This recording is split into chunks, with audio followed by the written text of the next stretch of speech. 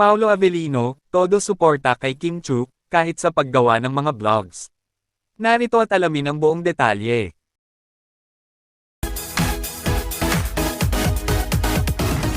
Sa naging latest vlog ng Chinite Princess na si Kim Chu, kung saan pinag-usapan ang horoscope ng mga zodiac signs para sa Year of the Horse o ngayong 2026, ay tila bang hindi maalis sa isipan ng viewers o netizens na di umano'y nasa likod lamang ng kamera o kasama ni Kim Chu si Paolo Avellino. Lalo na nga ba nung pinag-usapan ng Dragon Zodiac sign na siyang zodiac sign ni Paolo Avellino, ay biglaan ngang may tinuro si Kimi at di umano'y si Paolo ang itinuturo ng Chinite Princess. Dagdag pa nga dito, nung sinabi ni Kim, na tapos ng pag-usapan ang tatlong zodiac signs ng kanyang mga kasama, ay mas tumindi nga ang spekulasyon ng mga netizens na talagang kasama ni Kim si Paolo Avellino. Kaya naman, hindi nga napigilan ng mga netizens na kiligin at ipahayag ang kanilang saloobin patungkol dito.